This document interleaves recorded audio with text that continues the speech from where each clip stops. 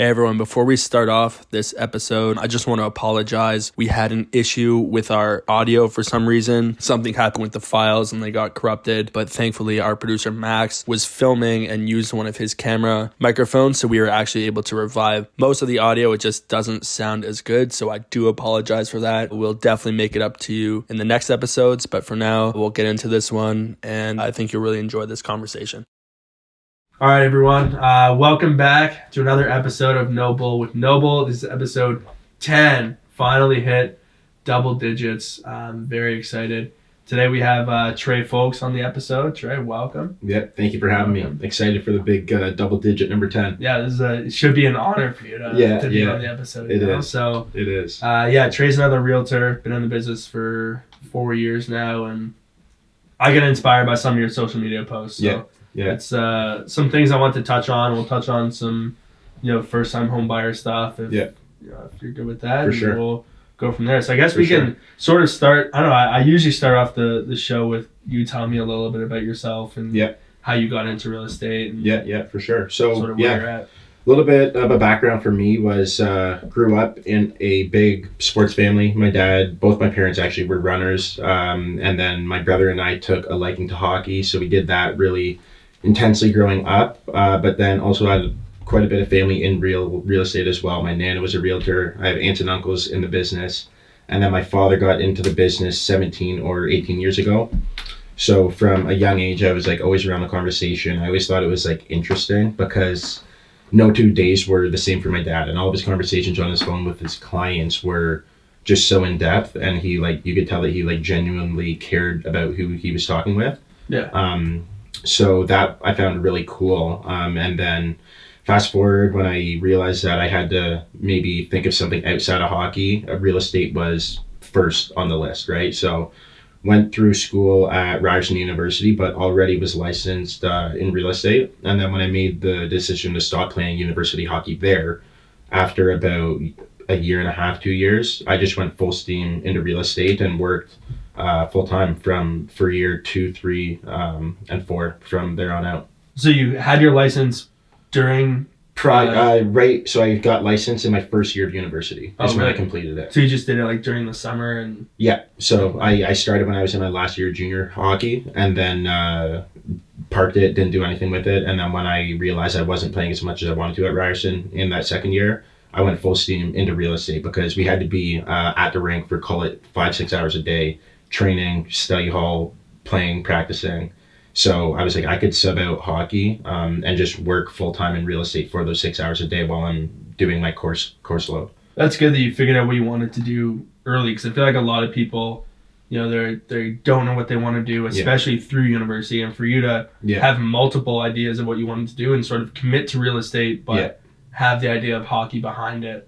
Or have hockey first and have real estate behind it. And once you graduate, you're hey, it's either, full force in hockey, and you realize that maybe that's not the path that you would have seen yourself succeed in, and going back to real estate. And now, do you feel like you made the right decision? Yeah. I have a twin brother. He made it further than everybody I know in the hockey space. He made it to the American Hockey League, the AHL. So he played on Edmonton's farm team, and then he got traded over to Calgary. Then he was playing in the East Coast. But this is somebody that was so talented beyond words. When we were playing with Kenny Lebovic, shout out Kenny. Liam had 50 goals by November. There's a month and a half of hockey, and this guy already had 50 goals. So he was so talented, and now he had just finished playing hockey. So I definitely think I was going nowhere near as far as him, so I was content with going towards real estate. Okay. That's smart. Yeah, I totally forgot to mention that we know each other through Kenny. I know he's probably listening right now. I think this is the third time I've mentioned him in the podcast. Yeah. He's the one that came up with the name of the podcast. Yeah. And then someone else, I think, mentioned that they liked it. And I don't know. Yeah. He's worldwide. Can't give him too much credit, but I'll give him I'll give him all the credit. So anyway, Kenny, if you're listening, thank you. So I guess now that you've been in real estate for a while, you deal a lot with first time home buyers and people who are just starting out. What's the process like for you? Because for me, it might be a little bit different than for you when you're finding first time home buyers, but what are some steps that you take if someone wants to go buy a house for first time? Yeah, so for me, I like having my brand, and like I'm big on social media. So everything that I put out is about education and information, right? Especially if people haven't transacted before, it's super important for them to be able to go a place and be able to learn things about the real estate industry, right? So I want them to come to my profile, become educated, and then by the time that we have a conversation, hopefully they can send me a message or something. Then we're able to sit down face to face. We'll go through a buyer presentation and see what their wants and needs are. And then from there, we could go connect them with a mortgage broker if they don't already have one, right? If you're purchasing a condo, you're going to need to have a real estate lawyer and for them to go through the status certificate and stuff like that. The real estate lawyers will also help you close properly. So just making sure that they understand the people that they need to connect themselves with is super important. From the ground level, and then depending on again what their wants and needs are and what type of asset class they're going towards, that's when you can also give them more information on the market. Yeah, because I feel like it's almost the same with everybody, right? Like you Yeah. have your buyer presentation, you have going out and finding their wants and needs, but Yeah. what is it about you specifically that someone would want to come to? Obviously you Yeah. have your knowledge on Yeah. social media and your knowledge on the market, but Yeah. is there something that someone else would gravitate towards themselves if Yeah, my thing is like you always want to be true to yourself, whatever that may be, right? So I know that my content is not the dancing. We were joking around about this before, but I'm not going to dance on camera. I'm not going to do the voiceover. I'm going to share information. So the content may seem dry to some people, but I think it provides them with a lot of value. But then in terms of going outside of social media, I would say that I'm just very transparent and the open book. I love joking around with my clients. Right now, for example, I have a first time buyer. He's excited to move out of his parents' house, and him and I are going back just talking Toronto slang. Like, he's really going to be outside now, and we're out here, and like all this stuff. And I posted it on my Instagram story.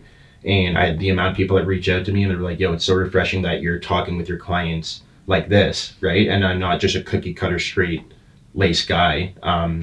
Obviously, very professional when the time comes for it, but to show them my true side, like I'm a kid from Scarborough.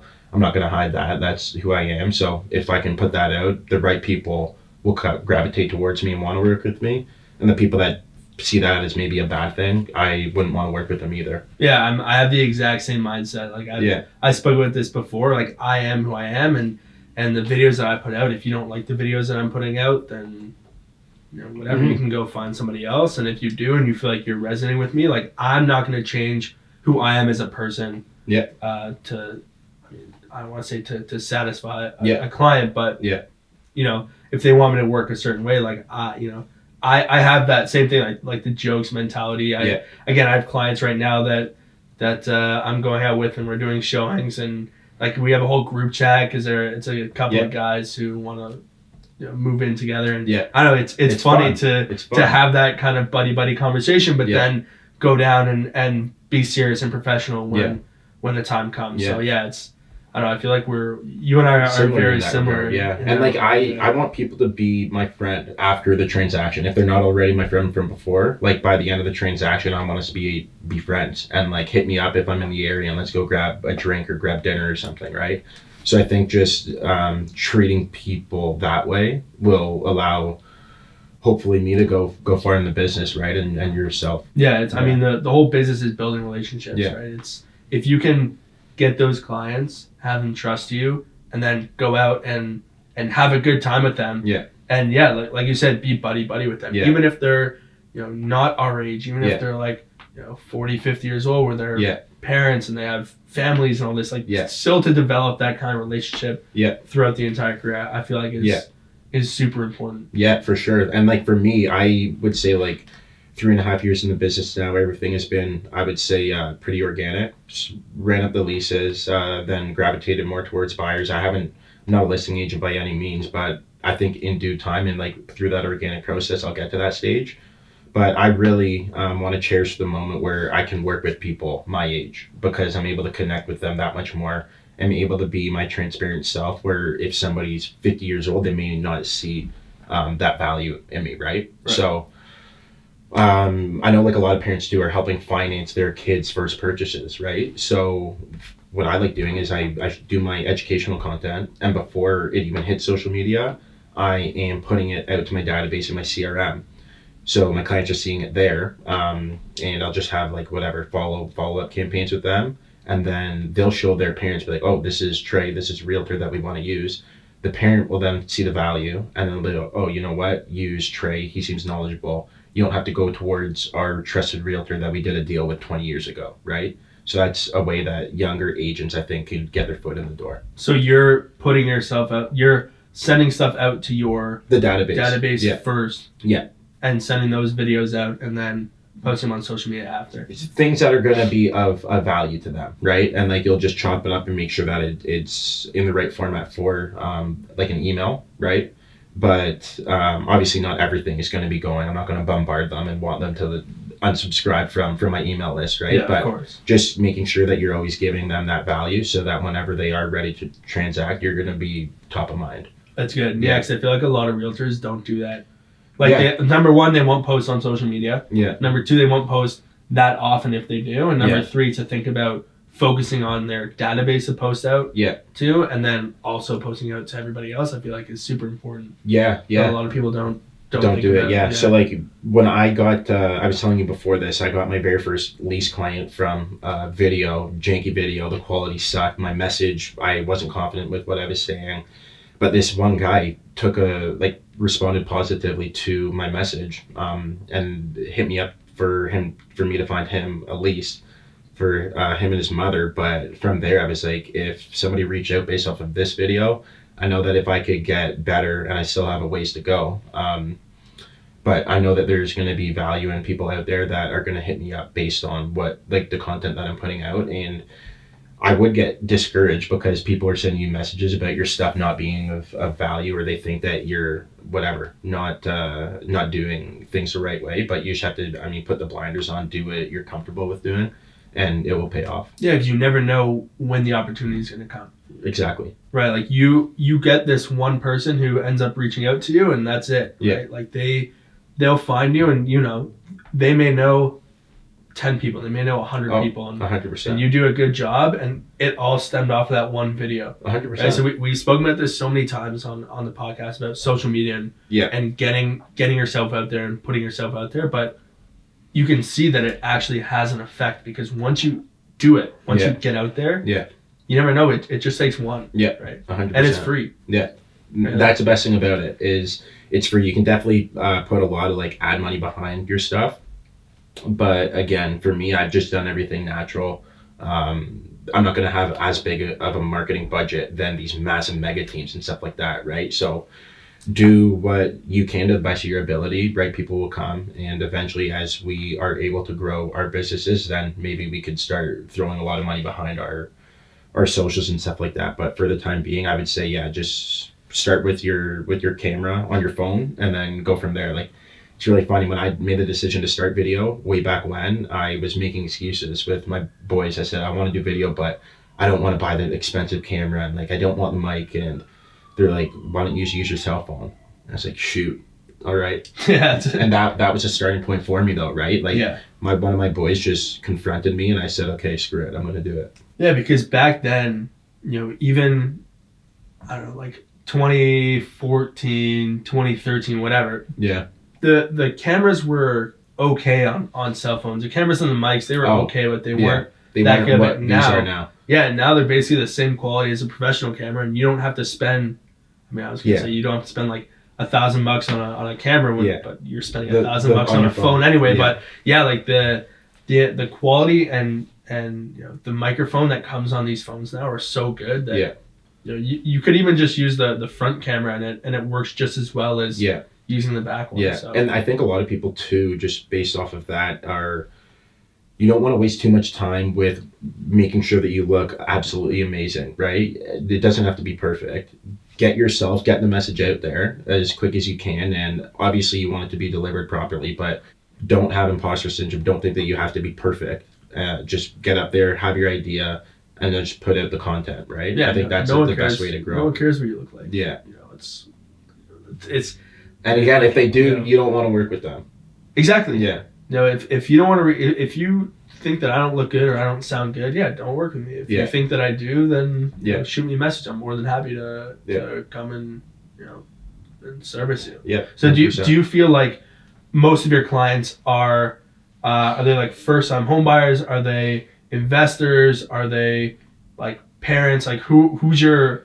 I guess you need to find your niche. You need to find your target audience for whoever you're posting these videos for. Yeah. Like, so I would say first-time home buyers. I love working with people like around my own age, and we're getting to that point now. I'm 26, where people are thinking about making their first purchase, either by themselves, if they have help with their parents, with a best friend. I love promoting people. If you have a ride or die or a roommate for a really long time and your 5-year plan is going to be similar, you guys are both going to be around the same place, have stable jobs around that area, think about buying a starter home, a condo with that person, because your money's going to be able to work for you, right? If you have a brand new job out of university, say, and if you've been there for 3 years, renting a 1-bedroom at $2,400 a month, $2,500 a month is eating into your monthly income.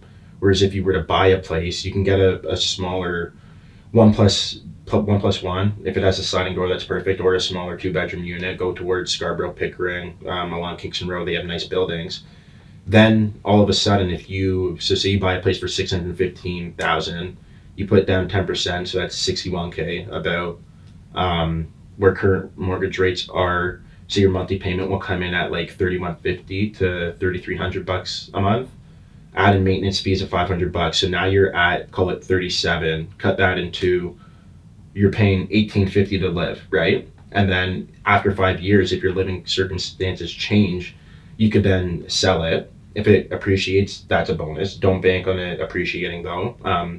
Always buy a place first because you need a roof over your head. That's rule number one. But your money's going to be able to work for you. You're not spending $96K, $2,400 a month for the 5 years, just under $100K maybe. Anyways, you're going to pay that to a landlord. You're never going to see it again. Whereas you're going to get the equity that you've put into this place on the monthly payments, and your down payment. You'll be able to take that out and then go on a new part of your journey. So I think that part is something that people should be considering a lot more as younger people, especially the way the prices are right now. Yeah, for sure. Especially because, if you think about it from the perspective of you're either paying rent to somebody else and you're helping pay their mortgage, or you have enough down that you can pay for yourself and you pay your own mortgage. Makes way more sense to pay your own, especially if you're living with a friend, because that cuts it down to in half. Right? Yeah. But yeah, I've 100%, like, I grew up in real estate, so like that's my knowledge, my understanding. But there is benefits of renting, right? Like, we know you get to be flexible. I have a client who came here from Winnipeg a year ago. We're gonna find him another lease that will be in Toronto, so call it 2 years.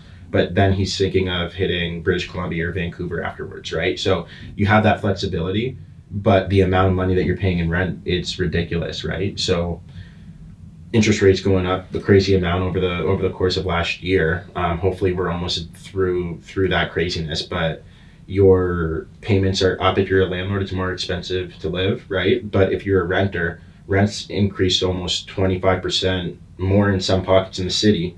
So if you're a renter or if you're a homeowner, your cost of living has gone up, right? So you just have to pick which one you want to do. Right. Yeah, because obviously not everyone's in the situation where they can buy. Exactly. Right, and sometimes you have to rent, and obviously it makes sense. But yeah, it's good to know which options you have, because some people don't think, like, I have to buy a place, I have to buy it by myself. Yeah, exactly. Some people don't think, I can go with a buddy, go with 2 friends, buy a 3-bedroom apartment or condo, whatever, and your monthly payments are so much lower. And instead of paying rent to somebody else, you're paying it to yourself. So. Yeah, and everybody always hits me up and they're like, Trey, that they're so risky, like friends change and this and that, and I 100% get that, but like, get a ride or die. Like my group, we have the Guildwood Boys. There's 8 of us, 8 or 9 of us, and we've been friends since we were 10 years old, right? So I'd be super comfortable buying with any of them.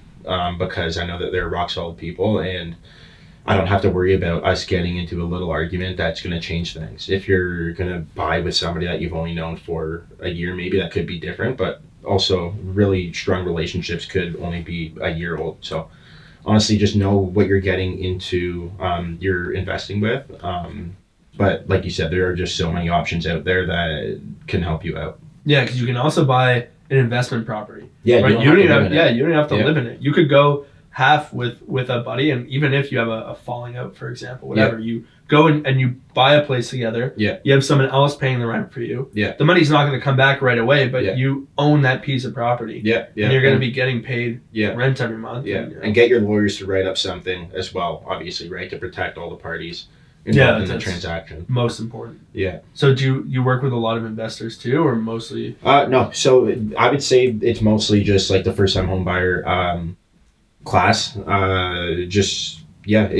I said, we were talking before, a lot of my business has been organic. So I started off doing a lot of the leases, and then my name got out there, and then it just kind of graduated towards being able to help people buy. So I'm really trying to enjoy, again, where I am in my business, and I'm not trying to rush any steps. How long did that take you? I would say it took me the better part of maybe 2.5 years. Like I would say like the last year, like I've been working for 3.5 years. The last year or 9 months is when I would say like I've been really solid, and I feel like I've figured things out for the most part. But we have to be continuous learners, right? Like the moment you think you know everything, you're going to be done. But just in terms of like having a steady number of people reach out with inquiries, or me wanting or them wanting me to help them with their purchase, I would say like that took a solid 2.5 years for me to get to that point. Yeah, because Yeah. most people start with renting, especially in real Yeah. estate. Yeah. You do a lot of leases for your first year, Mhm. maybe first 2 years, and then eventually there's a point that it turns over. But Yeah. you know, the fact that you didn't give up and that you're still doing it, Yeah. like I don't want to say finally seeing a return Yeah. for home buyers, but Yeah. you know, and I don't want to say the light at the end of the tunnel, but Yeah. now you're seeing that all this stuff that you did 2 years ago is not paying off. Yeah, 100%. And I would say, yeah, it's good if you are a younger person.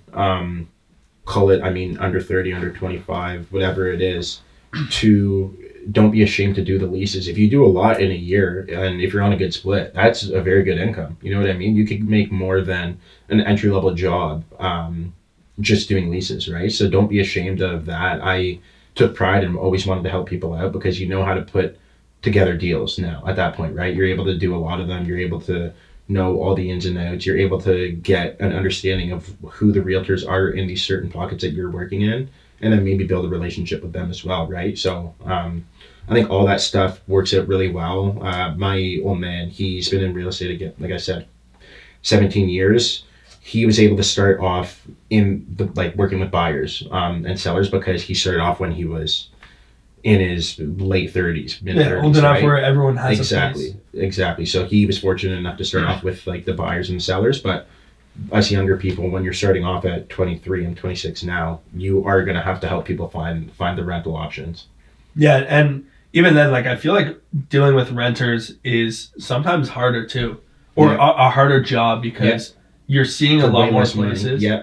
Yeah, it's less money, but you're dealing with a lot more places. You're seeing 10, 15 different places. Mhm. You're putting in with multiple offers, which I know you still get with buyers too, but Yeah.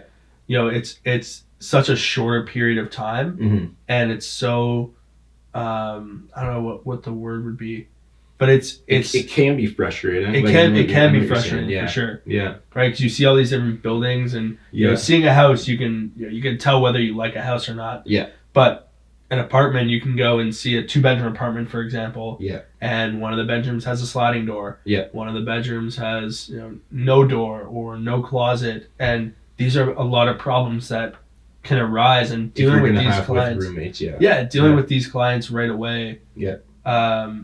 For your first year, I feel is really beneficial for Yeah. realtors. Too. Yeah. Just to piggyback off that, I think it's awesome. Even though it is a lot of work, it's a lot of running around. You feel like a chicken with your head cut off sometimes, but you get to go through the buildings.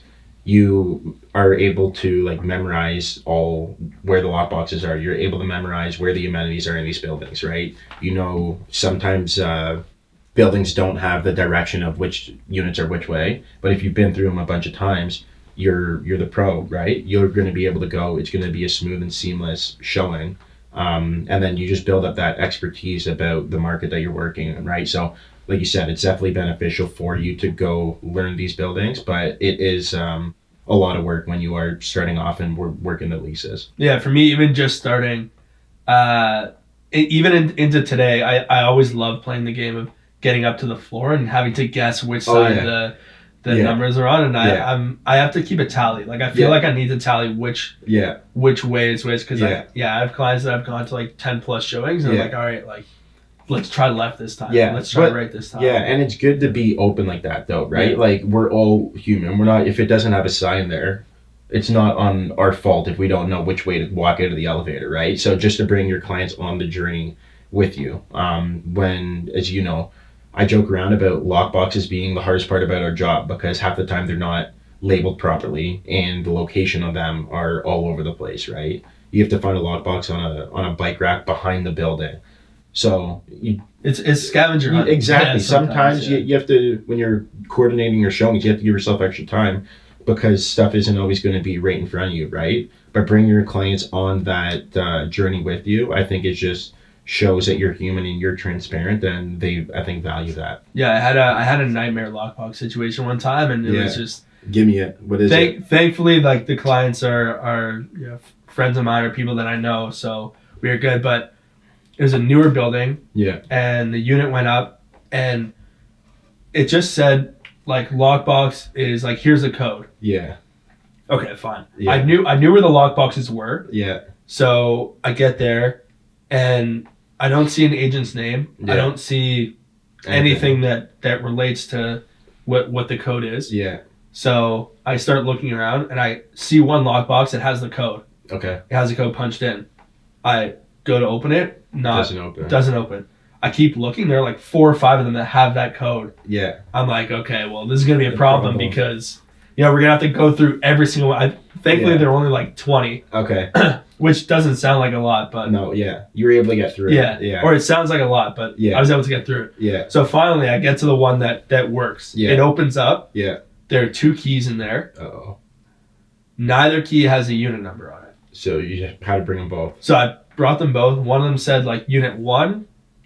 And one of them said some other random, or I think they were both for the same, but they both said unit 1 or whatever. Okay. And we were trying to go to unit 5. Yeah. It's like, okay, so let's take both of these. We'll try it. Yeah. Try it for unit 5. Doesn't work. Mm-hmm. Like, okay, I don't know what to do at this point. So it was an apartment building, so I had to call the management company of the property, and then I had to get in touch with them, and I couldn't page the realtor. Like, they're like, oh, like, we can't give you the realtor's information. You have to page them. Which, number one, like, if you're in real estate, please put your cell phone number on the listings. Rule number 1. Like, rule number 1. Instead of just the brokerage number. I know. Calling the brokerage, having to wait to page them. Yeah. Call you back. Like, I'm waiting. I have my clients here. We're waiting for like 25 minutes. Yeah, it's worse. And I'm freaking out because I speak to 2 people and nothing's happening. Yeah. So I go and we speak to the guy at the front desk. Yeah. And he tries to figure out the fob. And the fob is for that unit 1. It's not for the unit that we were looking at. Yeah. There was no key for the unit that we were looking at. Okay. So we went up to see that unit 1, which is a completely different unit, different layout. Yeah. And it was a waste of time, which sucked because I felt bad. My clients met me and I had them waiting for 25, 30 minutes. Yeah. Thankfully, it was the last showing of the day. We had already seen like 2 or 3. Yeah. But having to make them wait, and then we couldn't even see the unit that we wanted to see, and the security wouldn't let us up. Yeah. And then the next day, I get a notice that they fixed it. Okay. And put the key, and we went. We saw the unit, but it was the inconvenience of having to look through the lockbox, having to find the code. Tried 20 different times and then it not be the key that's in there. It's just, No, I've had too many nightmare stories of lockboxes too. But troubleshooting, it's part of our job, right? I feel like there's so many times where we have to troubleshoot. I would say one of the, a lockbox story for me that's popped into my head is we were showing one of my showings again when I was like very new in the business. But it was in the middle of winter and the lockbox was like completely frozen. So I tried like hitting it off. I got like a rock on the ground trying to hit it off. Nothing. Don't want to ruin the lockbox, obviously. So go to the front desk and I get him to bring me to the bathroom on like the main floor of the condo building. And I'm bringing like cups of hot water out to pour onto the lockbox to get the key out. Again, it took me way too long, probably 20 minutes. But it's what you got to do, I guess, sometimes, right? And you got it open. Got it open, saw the unit. The unit, it was a good one, but my clients didn't end up going for it. Oh, really? Yeah. Yeah. I think with that one, we wanted to go for it, but they ended up. Yeah. There were things like, I think that situation sort of threw them off because the realtor was irresponsible and they didn't want to deal with, I don't know. Yeah. Those kinds of people. So they ended up finding something else. But Mhm. no, it's just funny the kind of things that we have to go through. that we have to go through and I don't know. It's fun. Yeah. Like it's a lot of fun. It's a good learning experience, like you said. Yeah. And being able to meet and connect and like show our true colors and who we are as people and having them understand that we laughed a bit at the end. It wasn't anything where Exactly. they're frustrated or They can't pissed be off mad, because it's out of our hands in that case. So, Yeah. that's good. Yeah. I guess we can kind of shift gears a little bit. Yeah. So we were talking earlier about you were at a conference. It was yesterday, right? Yesterday, Was it only yeah. yesterday? It was just a one-day event. The Buzz Conference hosted by Virginia and Wayne and Isabel Munden. Absolutely amazing, and to everybody else just that's behind that operation. World class. I mean, the people that they have there, the keynote speakers, and just everybody in between, the vendors. They're all people in the real estate space that are making change or have already made massive amounts of change, from seasoned veterans to newer people in the business. One of the people on my panel, he was only in the business for I think a year and a half now, doing very well. There's another guy that was 25 that has like over 10 listings right now. That's crazy. So so motivating to be there and to be having to talk after guys like Tom Story and Matthew Campoli and the whole list of other people that were there. It's nerve-wracking, but I mean, just cool to be in the same presence as them, and just again, nothing but thank you to all the people that set that up. Yeah, because I've never been to a conference, or I haven't gone to one yet. Yeah. I do want to go to one. Yeah. Do you find that? Well, I guess you spoke at this one, but I get you learn a lot from. You do. From going to these. And everybody they're an open book, right? I would say the days of real estate where people are trying to like safeguard information and have like secrets and about their success and things like that. Those people are by the wayside. They're done. Everybody there, where they have a high volume of transaction numbers with just selling and buying. And they show you their whole playbook, right? They want to help you out as a younger person, and I would definitely recommend attending conferences whenever you can. They are good. Yeah.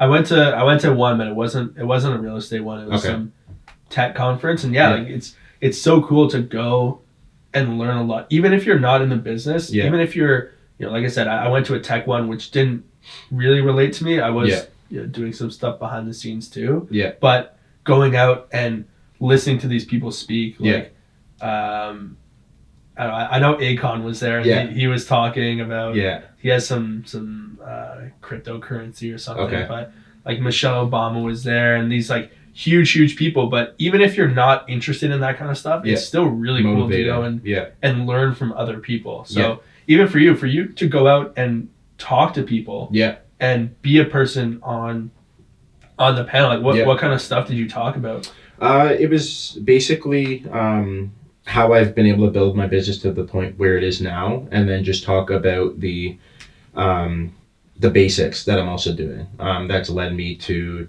be able to be where I am after 3.5 years. But it was amazing to go, because so call it maybe a year and a half ago, I used to be really stuck in my ways with wanting social media to be my only way of driving business towards myself. And I was a part of a boot camp with Emma Pace and Tom Story. And they said for one of our activities, go back and actually track where your deals have came from for the past 24 months. So I did that, and it was shocking to me that I found out a ton of my business has been referral based. So Instagram was a medium that these people decided to hit me up on, but they were referred to me from a past client. So when I found that out, I really had to change my mindset and not have resistance on the traditional ways of real estate. And that's when I actually embraced and incorporated all of, CRM and tagging the people in my database with specific and appropriate titles or tags, right? whether they're a renter, a buyer, a seller, if they've already purchased, if they're an investor client, if they're a first-time home buyer. So going through and taking the time, it is a lengthy process, but taking those people with the correct takes, because it's going to make your business easier in the future. And then the email campaigns and the flyer drops, all of those basic things are going to be able to drive business towards you. But I didn't realize that. I thought everything was social media driven.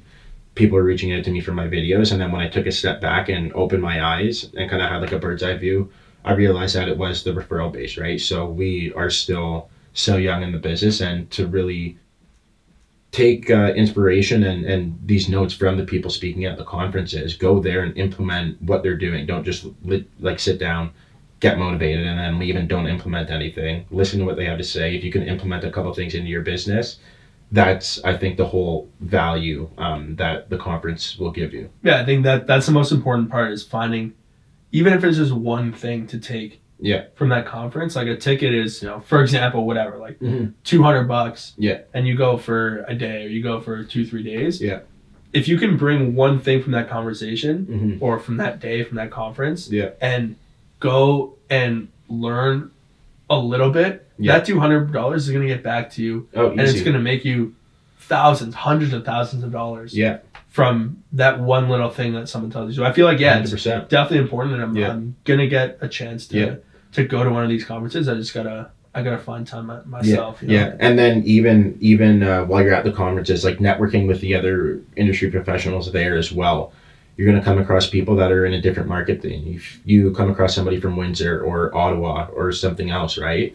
And you hit it off with them. They're going to be like, oh, you know what? I have a client moving somewhere in Toronto. I'm going to call Brian. And then there's a referral, right? And then you're able to kind of share business with each other that way too. Yeah, it's a lot of helping each other out too. Yeah. I think that's something I didn't even think about too, is the networking, actually connecting with other realtors and speaking to them and meeting them. And because I follow all these people on Instagram, but to actually speak to them in person and have that genuine conversation, and it's important. I guess sort of like us too, right? Like obviously we got connected through a friend, but for us, we had a chat on the phone when I first got. It was like my first week. Yeah, that was like August or when? Was it was around August, like July, August. Yeah. No, good conversation. I mean, again, like, I've had so many people that I could lean on, and they were sharing information with me from the get-go, right? So I feel like we also have to be open and willing to do that for all the new people coming in as well. Yeah. What's an important thing that you would say to someone who's a new realtor? New realtor? Yeah. I would say mentorship is the thing that you should be looking at most. I know the commission split is attractive for people, but you want to be able to have somebody to lean on, right? And to be asking the questions. I was lucky enough to have my father be in real estate, and I could ask him any question that, even if it was going to be a dumb question, right? Like, where does this person have to sign? Oh my gosh, I got to sign back and the offer's all scribbled out. What do I have to do? Things of that nature.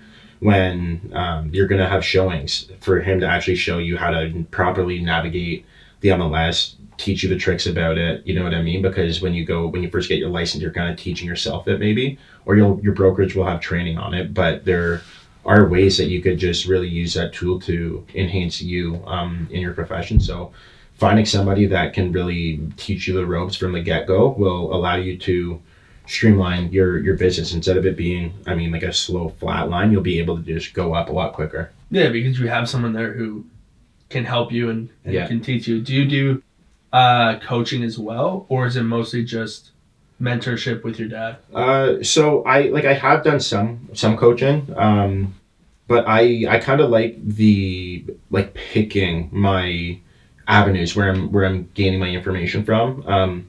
I've had experiences with older coaches that are more, they're old school, right? And the way that real estate is now, the basic function of buying and selling and transacting is obviously very much the same thing. So you can't lose sight of that, but your way of going about and like attracting business and maybe connecting with clients is going to be different, right? So that was a big reason why I joined that boot camp I was talking about last September, in the, I guess, last quarter of 2022, because it was led by two young people in their young 30s, and they're absolutely crushing it, right? And they have built their business similar to how I think I would want mine to be. So I would say just picky with where I would want to spend my money in. get that knowledge from. Yeah, and everything takes time. Right? Yeah.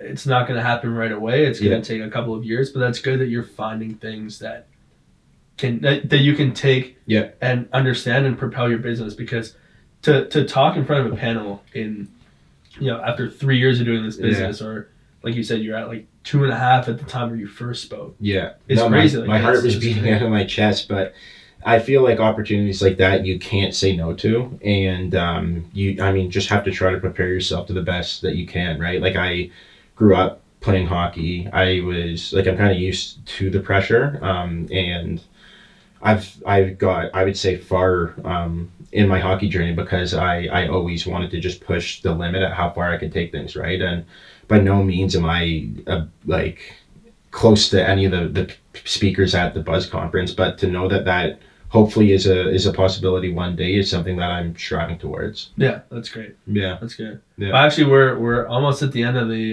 podcast, which is Episode great. number 10. I feel like we could be talking for another half an hour, even like an hour. Yeah, But, I can stay in this room all day. I guess we'll have to get you back on another sure. time. So Trey, thanks again for coming on. Where can people find you online? Thank you for having me. Online, Instagram is probably where I'm most active.